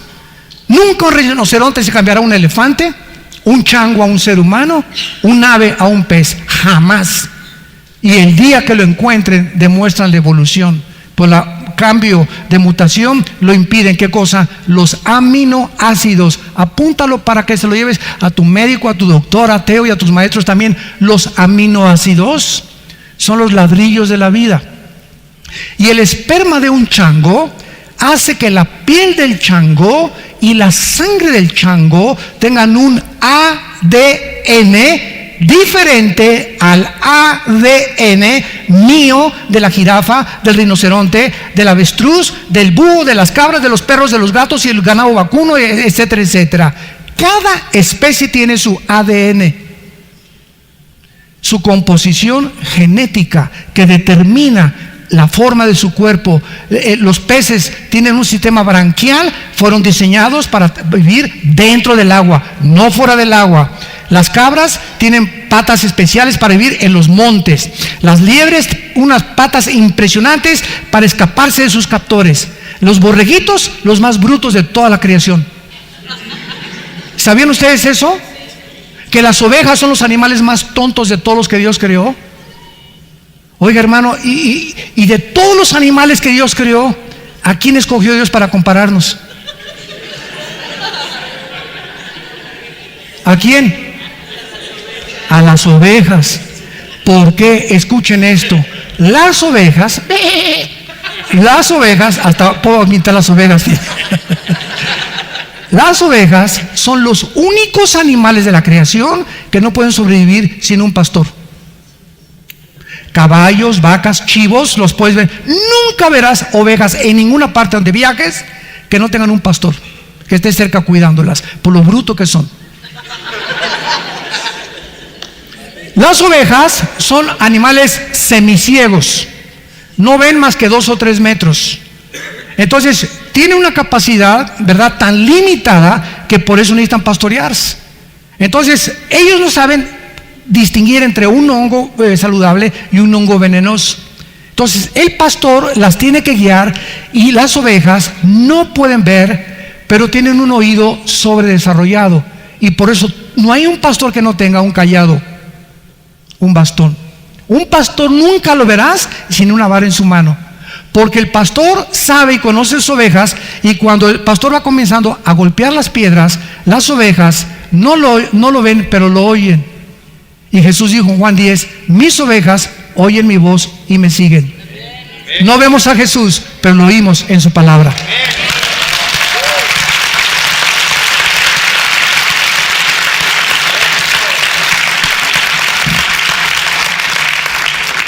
Las ovejas son tan tontas, las ovejas, que la metes a un barril y en lugar de que haga esto, ahí se queda hasta que no llegue el barril y la saca.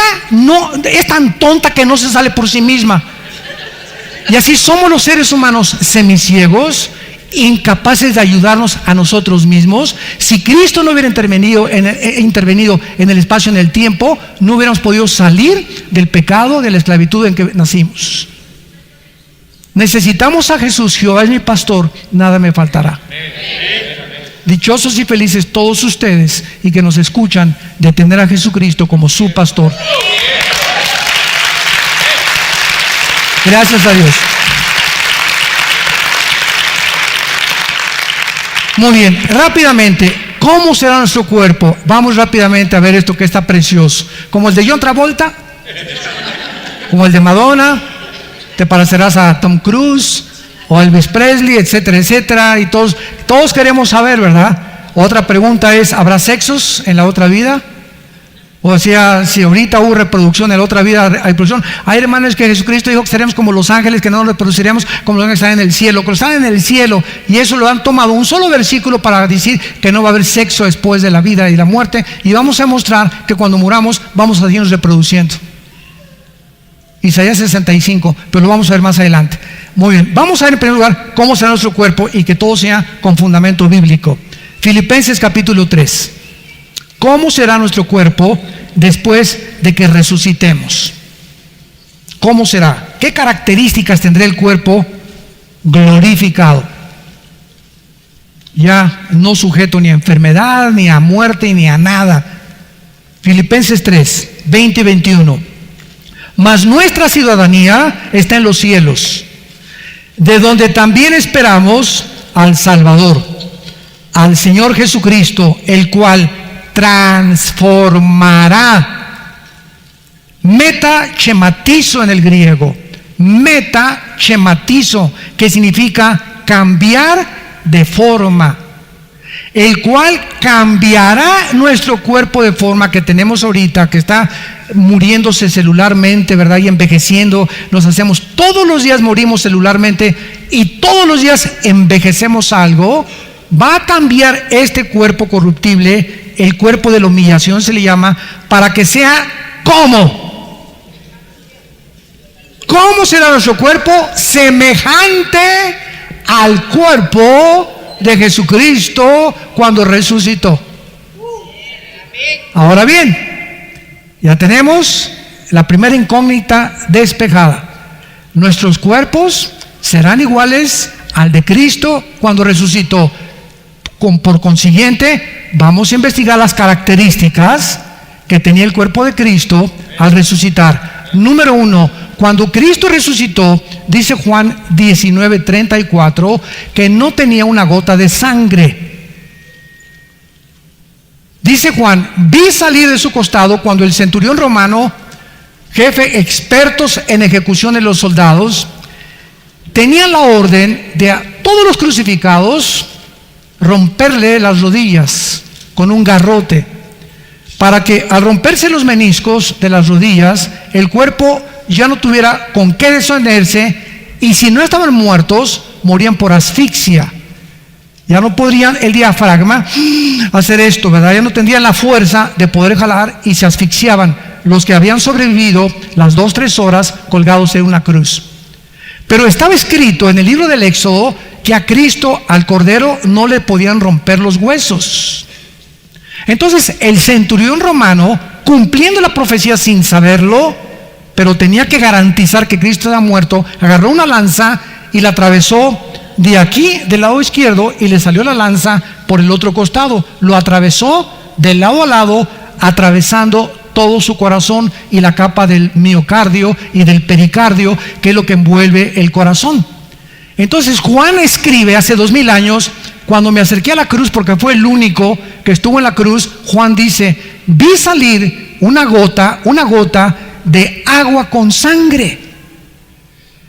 Y la cardiología moderna, la ciencia médica actual del siglo XXI, corrobora que cuando Cristo murió, estaba muerto, porque hay una grande incógnita. Si yo les preguntara a ustedes, ¿alguien me puede decir cuál fue la causa de la muerte de Cristo? Bueno, todo murió por nuestros pecados. Claro que sí, ¿verdad?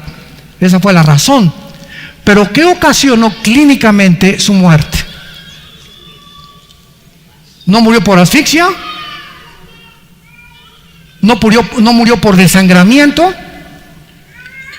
En el Salmo 22, 1000 años antes de que Cristo muriera, el rey David escribe: Dios mío, ¿por qué me has desamparado? Horadaron mis manos y mis pies, sobre mi ropa echaron suertes, mi corazón fue como la cera. Cristo muere porque le explota el corazón de dolor moral. Esta fue la razón médica clínicamente de que Cristo murió. ¿Qué le quitó la vida a Cristo? Cuando tus pecados y mis pecados fueron puestos sobre su cuerpo, y Dios desde el cielo descarga su ira, lo castiga a él en lugar de castigarnos a nosotros. Esto no lo pudo soportar el que fue hecho más sublime que los cielos, el Hijo de Dios. Y cuando tus pecados y mis pecados lo pone Dios sobre su cuerpo, al que no conoció pecado, se hizo pecado por nosotros. Estos pecados son los que matan al Hijo de Dios. La paga del pecado es la muerte. Y exactamente lo que dijo Juan fue lo que se cumplió. Vi una sangre mezclada de agua, y los cardiólogos, me quedé en eso, corroboran que cuando a alguien solamente le queda agua y sangre en el cuerpo, el pericardio, que es la capa que cubre nuestro corazón, el pericardio es como una capa muy delgadita, viene por rotura del pericardio. Entonces, cuando Jesús estaba muerto, la lanza que atravesó corroboraba con el agua y la sangre que su pericardio estaba completamente roto y despedazado, y la única explicación fue que no fue la lanza porque salió agua con sangre, sino que fue el dolor moral por nuestros pecados lo que le quitó la vida al Hijo de Dios. Cuando Cristo resucita sin una gota de sangre, como en nuestros cuerpos que vamos a tener. No vamos a tener ya sangre. Ahorita la sangre es la que mantiene nuestro cuerpo. Amén. Pero cuando resucitemos no tendremos sangre. En segundo lugar, en Lucas capítulo 24, Cristo resucita. E iban dos de sus discípulos tontos. Les podríamos llamar, ¿verdad? Así, tontos. Ahí iban caminando, Lucas 24, versículo 25, y estaban platicando, ya que Cristo había resucitado, todavía no se les aparecía, acerca de, no tenían fe ellos, ni creían que iba a resucitar. Como muchos cristianos les cuesta trabajo creer en la resurrección. Si tú creyeras realmente en la resurrección, no vivirías la vida que vives. ¿Sabías eso? Cuando realmente tienes conciencia que vamos a volver a vivir, cambia tu forma de vivir. Porque sabes que va a valer la pena después de la vida lo que Dios nos va a dar y el cuerpo que nos va a dar. Y les dice que Lucas 24, 25, insensatos y tardos de corazón. Es Cristo regañando a los discípulos y ha resucitado para creer lo que los profetas han dicho. ¿No era necesario que el Cristo padeciera estas cosas y que entrara en su gloria? Versículo 39. Miren mis manos y mis pies, que yo mismo soy. Vean, porque un espíritu no tiene carne ni huesos como ven que yo tengo. Versículo 41. Y como todavía ellos de gozo no lo creían y estaban maravillados, les dijo: ¿tendrán algunos taquitos de canasta por ahí? ¿Tienen algo que comer? Nuestros cuerpos, en segundo lugar, no tendrán sangre. En segundo lugar, vamos a seguir comiendo. El sistema digestivo que vayamos a tener no nos lo revela la Biblia, ni cómo serán las cosas que vamos a tener dentro del cuerpo. Pero lo único que sabemos es que no vamos a tener sangre. Tendrá que ser un sistema desarrollado completamente diferente, parecido al de los ángeles. Pero vamos a seguir comiendo. Cristo comió pan, comió miel y comió pescados al mojo de ajo. Quién sabe si tendrá ajo también, ¿verdad? Pero número 3. Número 3, en Juan 20, versículo 26 al 29, en tercer lugar, la tercera característica de nuestro cuerpo, vela apuntando: sin sangre podremos comer. Y en tercer lugar, Cristo a los 8 días atraviesa la puerta, la pared donde estaban reunidos los discípulos. Y había uno de ellos que se llamaba Tomás el Dídimo, que era el agnóstico o el escéptico acerca de, pues a mí no me digan, les dijo a los apóstoles, a mí no me vengan con cuentos de Walter Mercado y de chorizos de esos de Toluca, ¿verdad? De que Cristo resucitó. Hasta que yo no ponga mis manos en sus manos, dijo Tomás, y no toque yo la herida que el centurión romano le hizo en su costado, yo no voy a creer. Entonces Cristo atraviesa la pared. Imagínense ustedes a Cristo ahí ante los discípulos, y lo primero que hace es: Tommy boy, come here. Tomasito, ven para acá. Es al primero que llama.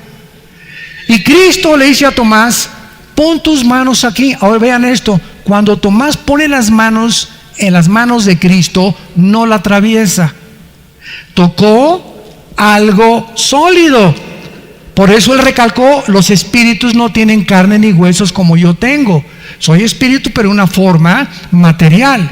Y tocó algo sólido, y cuando metió su mano al costado, tocó ahí la herida que tenía de la lanza del centurión romano. ¿Qué significa esto? Que al mismo tiempo que Cristo atraviesa la pared, nuestros cuerpos, en tercer lugar apúntalo, van a poder materializarse y desmaterializarse a voluntad. Para que me entiendan, yo ahorita cierro la mano y le pego un puñetazo a este púlpito. ¡Paz! ¿Qué va a pasar? Me voy a romper los meñiques, ¿verdad? Me voy a romper aquí las falanges de mis huesos, porque la composición molecular de este púlpito es más gruesa que la composición atómica de mis manos. Entonces, cuando tengamos los cuerpos nuevos, la composición molecular de la materia y de nuestros cuerpos será diferente. Vamos a poder, como los ángeles atraviesan las paredes. Los ángeles tienen muchas características parecidas a las que vamos a tener nosotros, pero vamos a ser superiores a ellos. ¿Sabían eso, verdad? Porque los ángeles van a quedar debajo de nosotros. ¿Sabían eso, verdad? Ellos no fueron creados para reinar, y nosotros sí. Vamos a ser vicepresidentes, virreyes de Cristo en todo el universo.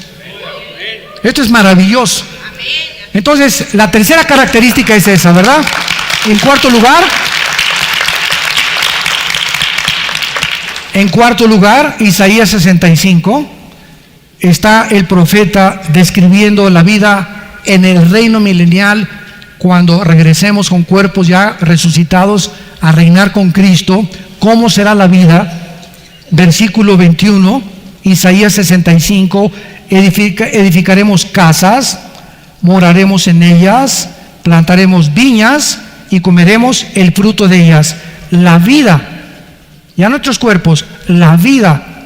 Después de que regresemos con Cristo, no va a haber carreteras de pavimentación, no va a haber concreto, no va a haber cemento, no va a haber casas como las que tenemos ahorita, sino que todo el mundo será cubierto de cabañas.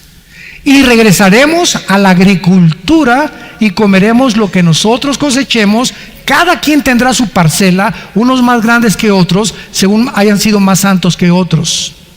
Todos estamos justificados igual, pero la santidad es diferente. Hay unos que son más santos porque viven más cerca de Jesús y tienen una relación más cercana a Jesús que otros cristianos. Hay cristianos carnalotototes. Son cristianos, pero viven como carnales, como si no fueran cristianos, chismosos, murmuradores, calumniadores, y siempre quejándose, etcétera, etcétera. Nunca salen de perico perro porque nunca le dan nada a Dios, nunca ofrendan nada a Dios, tratan a su esposa con la punta del pie, etcétera, etcétera. Pero en la vida aquí en el mundo, porque vamos a estar aquí en la tierra, ¿sabían? No vamos a estar en el cielo. El cielo Dios va a bajar de su trono. Ahí está en el tercer cielo ahorita, va a bajar su trono aquí a este planeta y va a ser aquí en este planeta donde estará el trono de Dios en todo el universo, en Jerusalén. Ahí estará el trono de Dios, en Jerusalén. Desde ahí reinará el Padre y el Hijo con los ángeles y con nosotros en todo el universo. Ahora muy bien, cuando estemos aquí, versículo 22, no edificarán otro para que planten y para que le roben, ¿verdad? Porque como los días de los árboles, así serán los días de mi pueblo, y mis escogidos disfrutarán la obra de sus manos. Vamos a vivir 1000 años de vacaciones, nada más de puras vacations, nada más de vacaciones. Escuchen esto, cuando Pablo escribió en Romanos 8, tengo por cierto que las aflicciones, los problemas, las violencias, los suicidios, la pederastia, la pornografía, los crímenes, los robos, la hipocresía, el mundo ahorita está desbaratándose a nuestro alrededor. Tengo por cierto, dice Pablo, Romanos 8, que las aflicciones y todos los cánceres y los problemas y los disgustos que ahorita estamos padeciendo no son comparables con la gloria que se nos va a manifestar. En otras palabras, cuando estemos ahí con Cristo en el milenio, en la gloria, y volteemos hacia atrás y veamos nuestros pobres 50 años que llegamos, o 60 o 70, 80 los más robustos, el 90 ya los que comieron y se cuidaron mucho de sus vidas, lo más que podemos llegar 90, 95, bueno, hay algunos que 115, bueno, ¿cómo se llama? Garbanzos de otro costal, ¿verdad? Pero regularmente, ¿verdad? Dice la Biblia que llegamos a los 80, 85 años de edad, más o menos robustos y fuertes. Todo eso que tú viviste y que sufriste, cuando estés con Cristo, será como una mala noche en un hotel nada más. Ni siquiera te vas a acordar de nada de lo que pasó. No se va a comparar, dice Pablo. Y por eso lo vemos en la Biblia, para animar nuestras vidas a vivir para Él. Y finalmente dice el versículo 23, no trabajarán en vano, ni darán a luz para maldición, porque son linaje de los benditos de Jehová y sus descendientes con ellos. Muchos, no todos de nosotros, muchos de nosotros tendremos los mismos hijos. Porque dice el Salmo 112, versículo 2, 112, versículo 2, la descendencia de los justos será bendita. Muchos de nosotros tenemos la misma esposa, otros se la va a cambiar Dios. O a él o a ella, ¿verdad? Y ahí sí ya no sabemos quién te va a tocar. Pero lo único que sabemos es esto, ¿verdad? Que muchas familias, tal vez las que fueron muy bendecidas y se amaron mucho, y sus hijos y todo, dice la Biblia que continuaremos viviendo y reinando con Jesucristo. Formaremos una descendencia eterna. Y estas cosas que la Biblia nos describe nos muestra, ¿verdad?, que podemos nosotros saber que nuestro trabajo en la obra de Dios no es en vano. Así que esfuercen las manos de la fuerza de sus manos. Dios es el que adiestra nuestras manos para la batalla, nuestros brazos para poder estirar el arco de bronce, y tenemos que pelear la buena batalla de la fe y llegar al final, no amargados, no desanimados, no frustrados. Pablo estaba con los leones junto al Coliseo, listo para que lo arrebataran o lo mordieran, y estaba escribiéndole a Timoteo: he peleado la buena batalla, estoy seguro que me está guardando la corona de justicia. No estaba amargado ni resentido, él estaba alegre de saber que vendría el león y a lo mejor le arrancaba una mordida a la cabeza, o le arrancaba, en segundos iba a morir, pero en segundos iba a estar por toda la eternidad con el Hijo de Dios. ¿No quisieras tú en esta mañana entregarle tu vida a Jesucristo? Padre, te damos gracias por tu palabra. Te damos gracias, Señor, por abrirnos las cortinas del mundo espiritual y traer este ánimo a nuestras vidas para que no nos desalentemos ni perdemos las ganas de vivir. No importa lo que estés atravesando en este momento, la tragedia, el dolor moral o físico que estés atravesando, Jehová es nuestro pastor. Nada te va a faltar. Aguanta, abraza esta prueba. No te sorprendas por las pruebas que tenemos en la vida, porque está Dios trabajando con nuestra paciencia, con nuestra fidelidad.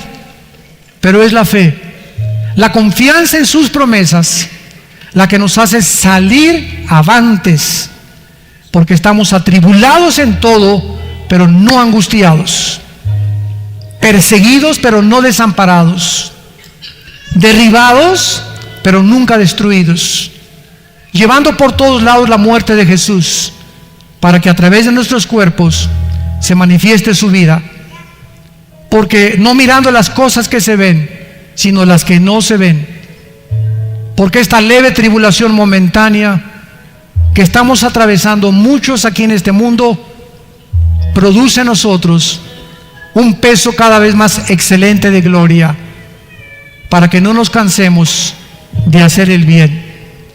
Si hay alguien en esta mañana, ustedes que nos ven por la televisión, que quieran venir a la cruz, no te invito a que vengas a una religión nueva.